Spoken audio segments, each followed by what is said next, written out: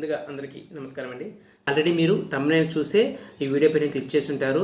51 లక్షలు మీకు రావాలంటే మనం నెలకి ఎంత కట్టాలి, అదే ఇయర్లీకైతే ఎంత కట్టాలి, సో మంత్లీ ఏంటి, ఇయర్లీ ఏంటి, సో మంత్లీ కడితే ఎలాంటి బెనిఫిట్స్ ఉంది, ఇయర్లీ కడితే ఎలాంటి బెనిఫిట్స్ ఉన్నాయి అనేది మనం ఈ వీడియోలో క్లియర్గా తెలుసుకుందాము. ఇప్పుడు నేను చెప్పే పాయింట్స్ ఈ వీడియో కానీ మీరు కానీ చూస్తే మీరు ఇంక ఏరే వీడియో అయితే మీరు చూడాల్సిన అవసరం లేదు. ఎందుకంటే ఇప్పుడు నేను చెప్పిన రూల్స్ అన్నీ మీకు ప్రతి పాలసీకి వర్తిస్తాయి అన్నమాట. ఇన్సూరెన్స్కి సంబంధించిన ప్రతి పాలసీ పోస్ట్ ఆఫీస్లో ఎవరైనా సరే పిఎల్ఐ కానీ ఆర్పిఎల్ఐ కానీ పాలసీ తీసుకున్నట్లయితే సో నేను చెప్పే బెనిఫిట్స్ అన్నీ అందులోనే ఉంటాయి అన్నమాట. సో అవే నేను మీకోసం ఒక క్లారిటీగా అన్ని పాయింట్స్ రాసుకొని మరి మీకు మనకి ఏ విధంగా ప్రీమియం కడితే మనకు లాభం ఉంటుంది, ఏ విధంగా కట్టుకుంటే మనకు బెనిఫిట్స్ ఉంటుంది, ఇలా అసలు మనం ఈ పాలసీ ఎందుకు తీసుకోవాలి అనేది మీకు చాలామంది చాలా డౌట్లు ఉండొచ్చు. ఆ డౌట్లన్నీ మీరు కానీ లాస్ట్ వరకు చూస్తే మీకు క్లారిటీ వస్తుంది. ఆ 51 లక్షలు అనేది మనం ఎంత కడితే 51 లక్షలు మనం పొందొచ్చు అనేది ఇప్పుడు మనం తెలుసుకుందాము. అయితే మీరు చేయాల్సిందండి, ఈ వీడియో చూస్తున్నారు కానీ లైక్ చేయట్లేదు. సో ఫస్ట్ టైం కానీ మన ఛానల్ చూస్తున్నట్టయితే లైక్ చేయండి, సబ్స్క్రైబ్ చేసుకోండి. ఇలాంటి మరిన్ని వీడియోలు మీ దాకా రావాలంటే సబ్స్క్రైబ్ చేసి పెట్టుకోండి. ఓకే ఫ్రెండ్స్, మనం ఆలస్యం చేయకుండా వీడియోలోకి వెళ్ళిపోదాము.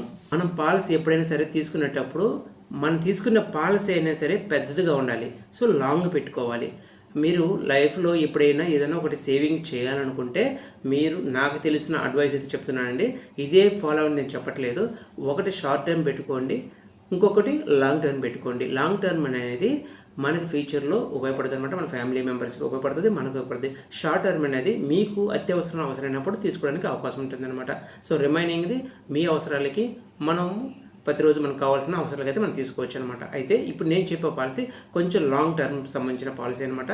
సపోజ్ మీరు మీ యొక్క పాలసీని 25 లక్షలకు కానీ ఒక పాలసీ తీసుకున్నట్లయితే మీ యొక్క ఏజీ అనేది 25 నుంచి 30 సంవత్సరాల మధ్యలో ఉన్న ఎవరైనా సరే ఇప్పుడు నేను చెప్పే పాలసీ వర్తిస్తుంది అనమాట. ఆల్మోస్ట్ ఒక 1000 రూపాయలు అటు ఇటు ఉంటుంది. కానీ మీకు సపోజ్ 20 చెప్తున్నాను కదా, సపోజ్ 26 సంవత్సరాలు అనుకోండి. ఇప్పుడు నేను చెప్పింది ఎంత చెప్పాను, 51 లక్షలు చెప్పా. అక్కడ మీకు 26 సంవత్సరాలు ఉన్న అప్లై చేసుకుంటే 52 లక్షలు వస్తుంది అనమాట. అట్లా సో మీకు పెరుగుతుంది, ఇంకా పెరుగుద్ది, ప్రీమియం అనేది కొంచెం పెరుగుద్ది అనమాట. మీకు వచ్చే అమౌంట్ కూడా ఎక్కువ వస్తుంది, లక్షల్లో వస్తుంది అనమాట. సో ఎవరికైనా ఒకేలా ఉంటుంది అనమాట, ఏ ఏజ్ గ్రూప్ అయినా. కాకపోతే మీకు ఎగ్జాంపుల్గా నేను చెప్పాలి కాబట్టి ఒక ఏజ్ తీసుకొని మీకు ఎక్స్ప్లెయిన్ చేస్తున్నా. సో ఇప్పుడు మీ యొక్క పాలసీ అనేది 25 లక్షలు మీరు తీసుకున్నారు, 25 లక్షలు పాలసీ తీసుకున్నారు అంటే మనము 25 లక్షలు కట్టాలి. అది మీరు మైండ్లో ఫిక్స్ అవ్వండి. 25 లక్షలు నేను పాలసీ తీసుకున్నాను అంటే అది మనం కట్టాలి కదా, కడితేనే కదా దానికి సంబంధించిన వడ్డీ వచ్చేది. అయితే ఇప్పుడు మనం ఎంత కట్టాలి, మంత్లీ అయితే ఏంటి, ఇయర్లీ అంటే ఏంటి, మనం ఫస్ట్ మాట్లాడుకున్నాం కదా. మంత్లీ కడితే బెనిఫిట్ ఏంటి, ఇయర్లీ కడితే బెనిఫిట్ ఏంటి. సపోజ్ మీ యొక్క ఏజ్ అనేది 25 సంవత్సరాలు ఉన్నప్పుడు అప్లై చేసుకున్నాను అనుకుందాం. మీ యొక్క వయసు 20 సంవత్సరాలు ఉంది. నేను 25 లక్షలు పాలసీ తీసుకున్నాను. మంత్లీకి 9,875 రూపాయలు అయితే పే చేయాలి. ఇలా మీరు 20 సంవత్సరాలు కట్టాలి. అంటే సంవత్సరానికి ఎంత కడుతున్నారు, 1,18,500 కడుతున్నారు. అంటే టోటల్ 20 ఇయర్స్కి లెక్కేసుకోండి, 23,70,000 మీరు కట్టాలి. అంటే పాలసీ వాల్యూ ఎంత, 25 లక్షలు. కానీ మీరు కట్టేది 23,70,000. మనకి ఎంత సేవ్ అవుతుంది, 1,30,000 సేవ్ అవుతుంది. అంటే మీరు నెలకు కట్టినా కూడా 1,30,000 సేవ్ అవుతుంది మంత్లీకి. అంటే మనం అసలు కూడా కట్టడం లేదు, ఇంకా తక్కువే కడుతున్నాం. మరి ఇది మంచిదే కదా, చాలా బెస్ట్. అదే మీరు రిమైనింగ్తో పోల్చండి, మీరు తీసుకున్న పాలసీ వాల్యూ మొత్తం కట్టాలి. ఇందులో అయితే మీరు 1,30,000 దాకా మీకే సేవ్ అవుతుంది. అయితే ఇప్పుడు ఇయర్లు చూద్దాం. సో మీరు ఇప్పుడు ఇయర్లు ఒకేసారి కడుతున్నారు కాబట్టి 1,14,950 రూపాయలు కడతారు. అంటే మీరు 20 సంవత్సరాలు కట్టాలి కదా, 20 ఇయర్స్కి ఎంత కడతారు, 22,99,000 కడతారు.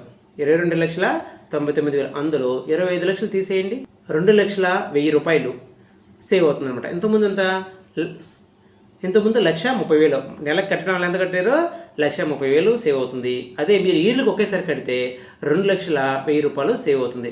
చూశారు కదా, మంత్లీ కడితే ఎంత సేవ్ అవుతుంది, ఇయర్లీ కడితే సేవ్ అవుతుంది. సో ఈ యొక్క అమౌంట్ అనేది మీకే తగ్గించి తీసుకుంటారనమాట. నార్మల్గా అయితే మనం 25 లక్షలు కట్టాలి.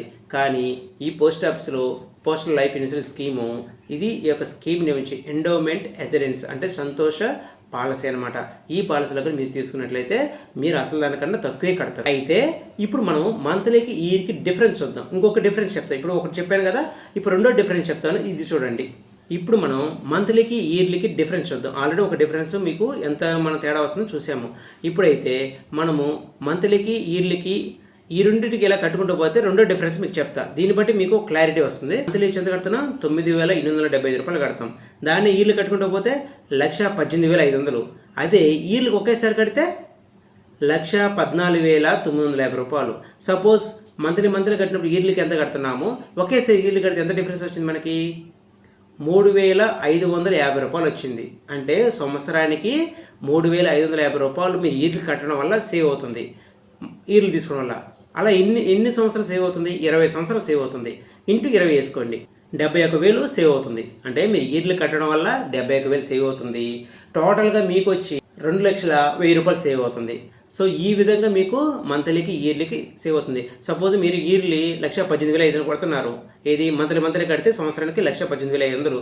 అదే సంవత్సరానికి 1,14,950. అంటే 3,550 రూపాయలు మీకు ఒకేసారి కట్టడం వల్ల సేవ్ అవుతుంది. అయితే ఇప్పుడు మనకి మెచ్యూరిటీ అమౌంట్ ఎంత టోటల్గా? నేను చెప్పాను కదా 51 లక్షలు. సపోజ్ 50 లక్షలు మన మెచ్యూరిటీ అమౌంట్ వచ్చింది అంటే ఇందులో మనం కట్టాల్సిన అమౌంట్ ఎంత? 25 లక్షలు. కానీ మనం కట్టేది 22,99,000 కడతాం. అంటే మనకి ఎంత వచ్చింది వడ్డీ? 28,01,000 రూపాయలు వచ్చింది. అంటే 25 లక్షల కన్నా 3 లక్షలు మనకి ఎక్స్ట్రాగా వచ్చింది. ఎట్లా వచ్చింది? ఆల్రెడీ మనం 2 లక్షలు తక్కువ కట్టాము. సో దీని డిఫరెన్స్ 1 lakh దాకా వచ్చింది నియర్లీ. అంటే మనకి 28,01,000 రూపాయలు. మొత్తం ఎంత? 51 లక్షలు మనకి మెచ్యూరిటీ అమౌంట్ వచ్చింది. అంటే ఇది ఎన్ని రెట్లు మనకు బెస్ట్?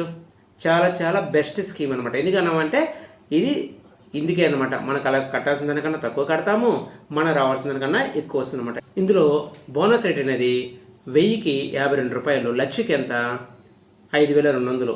ఇలా మనకి 25 లక్షలకి ఇట్లా ప్రతి సంవత్సరము మనకు బోనస్ అనేది యాడ్ అవుతూ వస్తుందన్నమాట.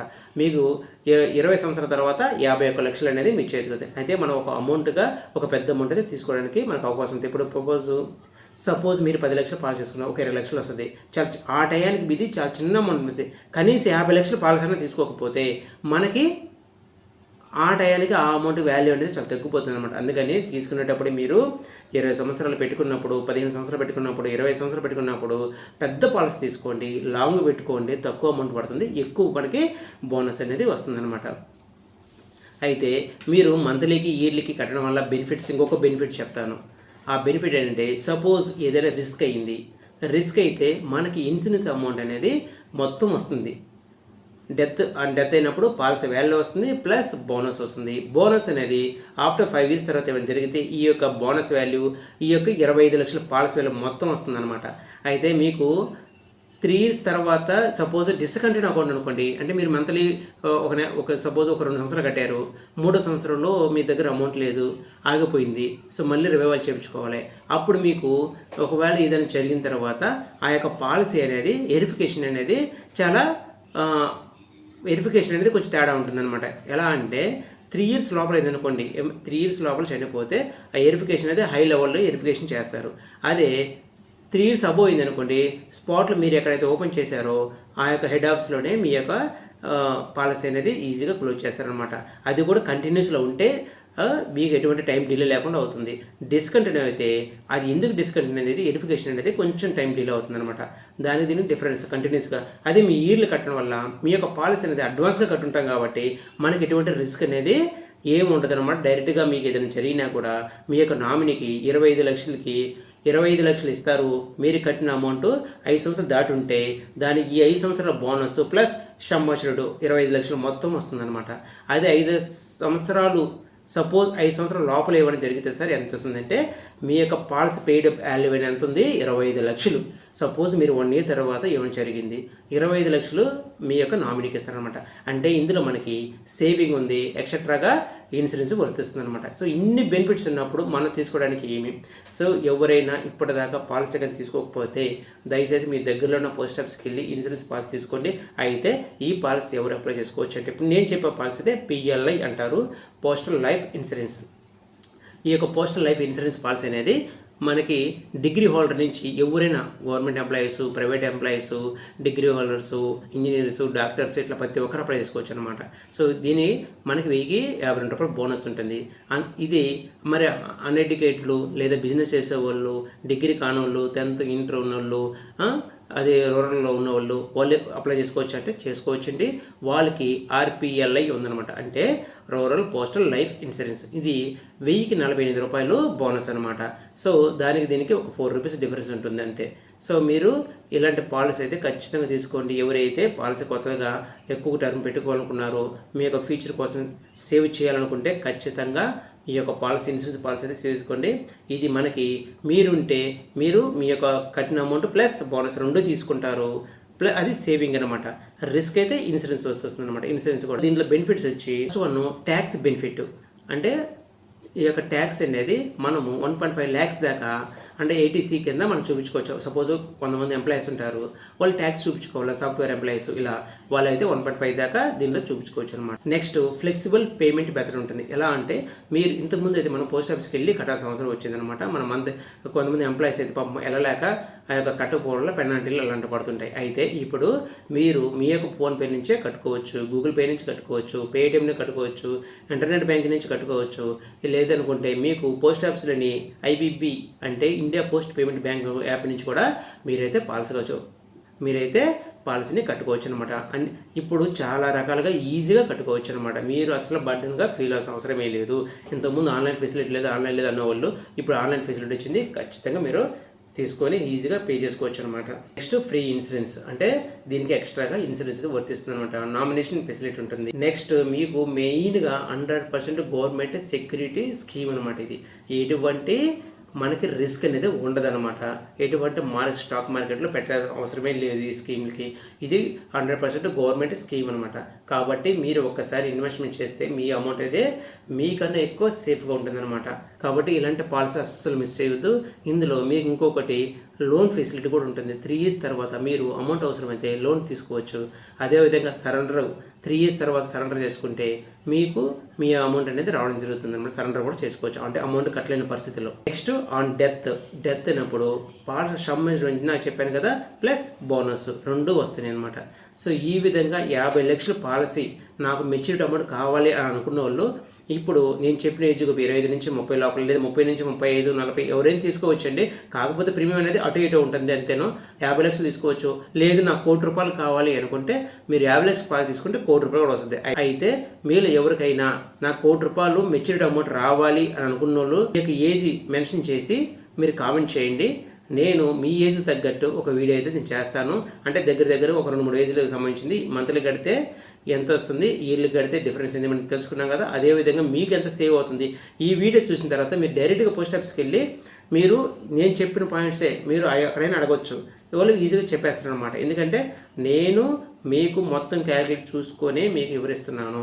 సో ఇలాంటి మరిన్ని వీడియోల కోసం మన ఛానల్ అయితే లైక్ చేయండి, సబ్స్క్రైబ్ చేసుకోండి. సో ఫ్రెండ్స్, మీరు చాలామంది చూస్తున్నారు కానీ లైక్ చేయట్లేదు, అలా వెళ్ళిపోతున్నారు. నేను చాలా కష్టపడి ఈ పోస్ట్ ఆఫీస్ సంబంధించిన ఇన్ఫర్మేషన్ అంతా నేను మీకు పాయింట్ టు పాయింట్ చెప్పడానికి ట్రై చేస్తున్నాను. ఇలాంటి మరిన్ని వీడియోలు మీ దాకా తీసుకురావాలంటే నాకు కొంచెం బూస్టింగ్ రావడం కోసం లైక్ చేయండి, షేర్ చేయండి, సబ్స్క్రైబ్ చేసుకోండి. Thank you friends. Thank you for watching this video.